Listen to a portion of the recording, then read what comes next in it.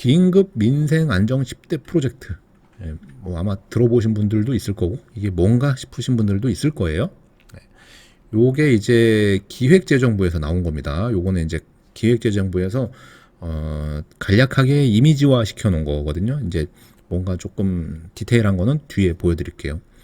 민생 안정, 먹거리, 생계비, 주거비 뭐 3대 분야 중심으로 이렇게 긴급하게 나왔습니다.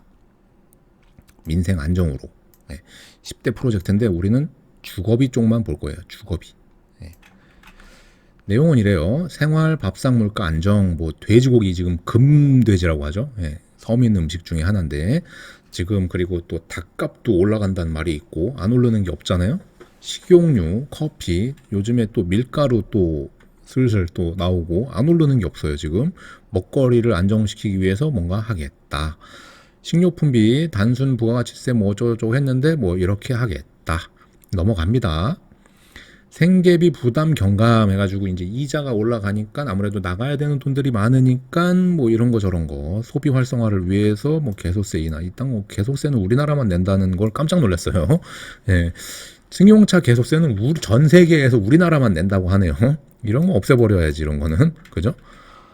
예, 옛날에 못 살 때 아마 만들어 놓은 세금인 것 같은데 저럴 거면 그냥 없애는 게 낫지 않나 싶은데 예. 5G 중간 요금제를 출시한대요. 5G가 더럽게 안 터져요.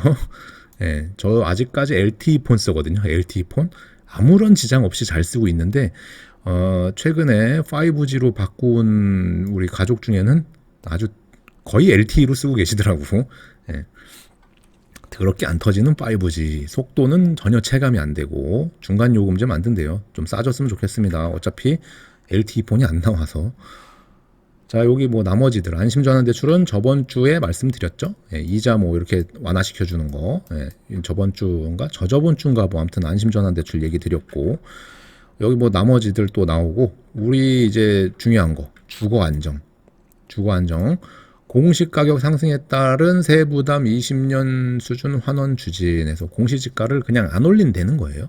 1세대 1주택 실소유자 보유세 부담이 20년 수준으로 뭐 낮추겠다 해서 보유세도 이제 예전으로 한다는데 평택은 비싸야 8억 정도인데 아직 공시지가는 8억까지 안 올라가 있거든요. 그래서 뭐 평택하고는 뭐 크게 연관이 없는 큰 뭐 이렇게 금액 차이를 느낄 수 있는 내용은 아니지만 그래도 얘가 포문을 열었다. 보유세 완화를 먼저 시작하면서 얘가 포문을 열었으면 이제 취득세, 지금 양도세 했죠? 양도세, 그 다음에 취득세, 요거 재산세 지금 건드렸잖아요. 그러면은 부동산에 있어서 3대 3개의 세금을 다 건드리기 시작하는 거거든요. 그래서 포문을 열었다. 취득세, 양도세 뭐 중과를 배제하고 여기에 핵심은요. 핵심은 일시적 1가구 2주택을 기존에 6개월, 1년 이렇게 돼 있던 거. 사실상 거의 불가능한 거를 예전처럼 다시 2년으로 확대한다. 그거를 5월 중으로 해가지고 뭐 이제 하겠다라는 건데 핵심이죠. 2년으로 시간이 늘어났다. LTV랑 DSR을 뭐 장래 소득으로 한다는데 요거는 이제 생애 최초랑 청년들이 거의 해당되는 거고 아직 일반인들한테는 해당 사항이 없어요. 요런 내용들 한번 세부적으로 보겠습니다. 이거는 아까는 이제 그림으로 이렇게 간략하게 기사로 따지면은 타이틀만 본 건데 어떻게 하나 한번 보죠. 요게 이제 경제관계장관 회의라고 해가지고 5월 30일 날 관계부처 합동으로 해서 기재부에서 이렇게 나왔어요. 얼마 안 됐죠. 5월 30일 날. 뭐 순서는 쭉 이런데 우리는 이 중에 요거만 볼 거예요. 요거만. 나머지는 보실 분들을 위해서 제가 카페에 있다고 말씀드렸잖아요. 카페에다가 원본을 올려드릴게요. 왜냐면은 여기 기재부 가가지고 찾아서 보는 것도 있는데 그것마저 귀찮아 하실 수 있으니까 그냥 카페에다가 이런 자료 그냥 다 올려드릴 거예요. 그냥 보시면 돼요. 자, 최근 물가 동향 및 민생 여건 해가지고 뭐 우크라이나 사태로 해가지고 물가가 전부 다 올라가고 있는데 당분간 힘들다. 당분간은 계속 올라갈 것 같다. 소비자 물가가 뭐 한 30-40년 만에 최고치로 올라가고 있다. 그래서 금리를 올려서 물가를 안정시키려고 하는 거다. 그로 인한 부작용이 있으니 만발의 대비를 하십시오. 라는 거죠. 왜냐면 다 올라가니까. 월급은 지금 안 올라가잖아요. 월급은 올릴 수가 없지. 왜냐면 물가가 올라갔다고 해서 기업에서는 당장 물건의 값을 올리겠지만, 올리겠지만 기업에서 말씀드렸잖아요. 이렇게 있는 기존에 어느 정도 선이 있었는데 이 선을 못 지키고 튕겨져서 이렇게 올라가 버린 상태인데 물가가, 그래서 월급은 이 선에 머물러 있는데 월급은, 물가가 올라갔으면 뭘 줄여야 될 거 아니에요. 소비를 줄여야 될 거 아닙니까? 그럼 소비를 줄이면 물건 값은 올려놨더니 물건이 안 팔려. 재고가 쌓여. 그럼 어떻게 돼요? 떨어져야지. 1 플러스 1, 2 플러스 2 이런 식으로 묶어서 재고 소진을 해야 됩니다. 그런 식으로 나와버리면 시장은 이미 2 플러스 2? 아침에 마트 갈 때는 2개 10,000원이었는데 다음날 갔더니 2 플러스 2를 하네. 더 안 사. 나 안 사. 그리고 비싼 거 있죠? 뭐 TV, 냉장고, 뭐 에어컨, 뭐 등등등 비싼 것들 안 사. 미뤄. 조금 더 써. 이런 식으로 소비가 줄어요. 소비가 줄면 기업에서 가격을 아무리 미친 듯이 올려도 안 팔리면 그만입니다. 내려와야 돼. 그래서 물가가 이렇게 올라가는 건 결코 좋은 일이 아니다. 기업이 이익이 많이 남을 것 같지만 오히려 기업의 이제 실적이 안 좋아지는 게 머지않았다. 그런 상태인 거예요. 실적이 안 좋으면 인원을 감축하려고 하겠죠.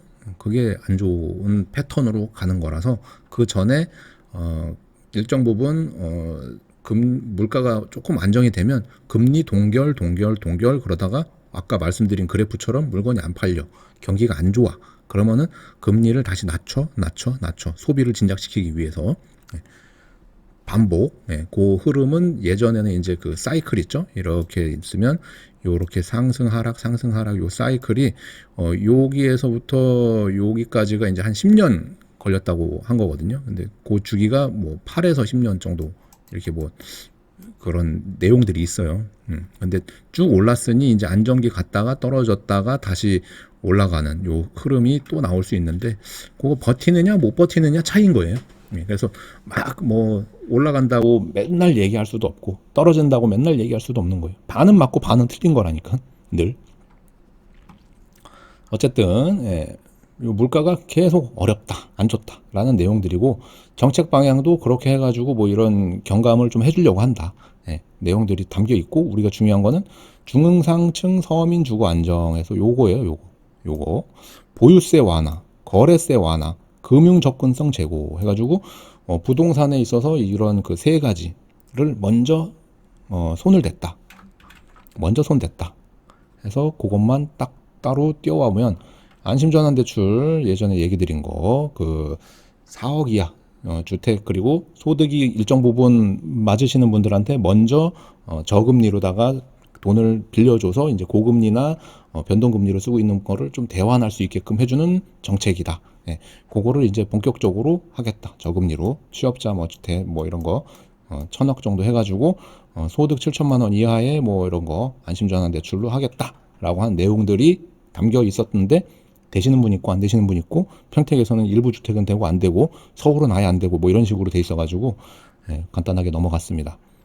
자, 중요한 거 중산 서민 주거 안정 보유세 완화 20년 수준 환원 1세대 1주택 실수요자의 보유세 부담 아까 말씀드린 거 공시가격 현실화 계획 재검토해가지고 연구 용역을 지금 착수했대요. 보완을 해가지고 23년 가격을 공시분부터 적용한대요. 그러니까 내년부터 적용한대요. 올해는 변동이 없는 거고. 그래서 6억 이하 1세대 1주택 대부분 평택이 여기 있잖아요. 6억 이하 물론 이상도 있지만 1세대 1주택에 특례 적용을 했을 때 재산세를 20년 대비 축소를 시켜주려고 한다.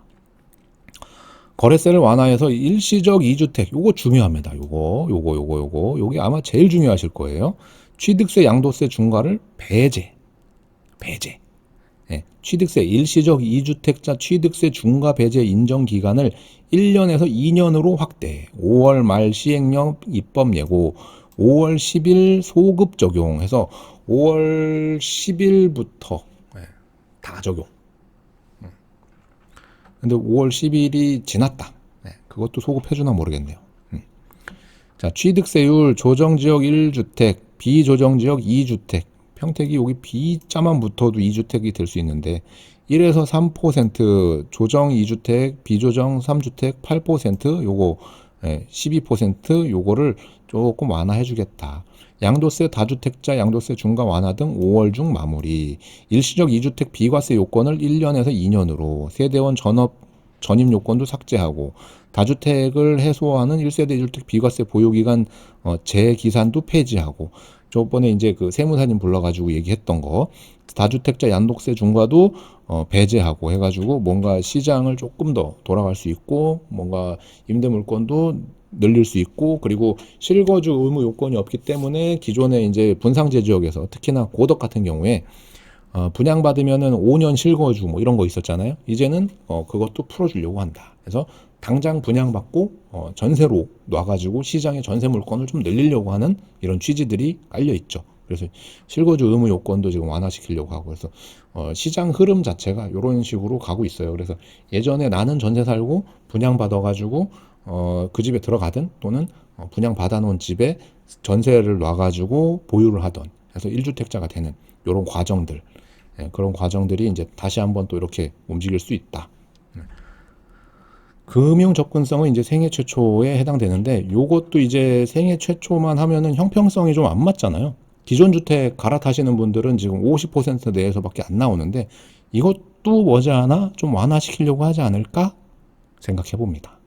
제 생각이에요.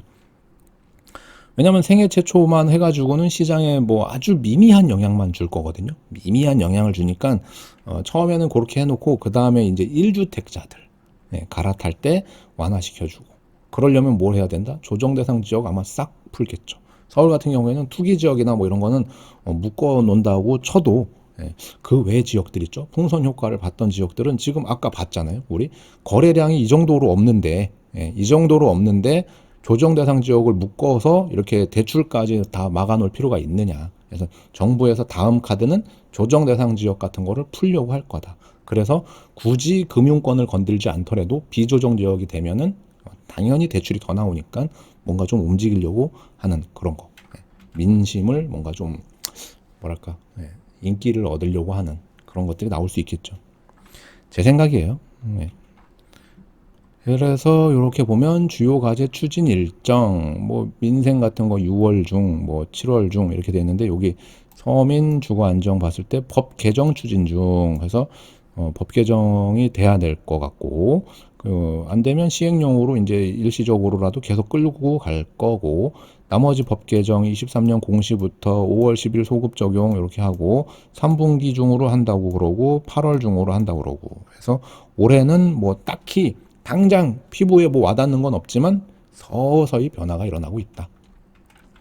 내년에도 계속해서 뭐 이런 것들이 나올 수 있지 않습니까? 이런 법 개정이나 뭔가를 해야 되는 건데, 지금 이제 완전 과반 이상 차지했던 게 어느 정도는 균형을 맞췄기 때문에 잘 싸우지 말고 협치하셔가지고 좋은 쪽으로 좀, 여기 나온 것처럼 서민 민생 안정을 위해서 힘써 주시길 바라겠습니다. 자, 오늘 준비한 건 여기까지입니다. 영상 도움되셨다면 좋아요만 한번 눌러 주십시오. 오늘 영상 시청해 주셔서 대단히 고맙습니다.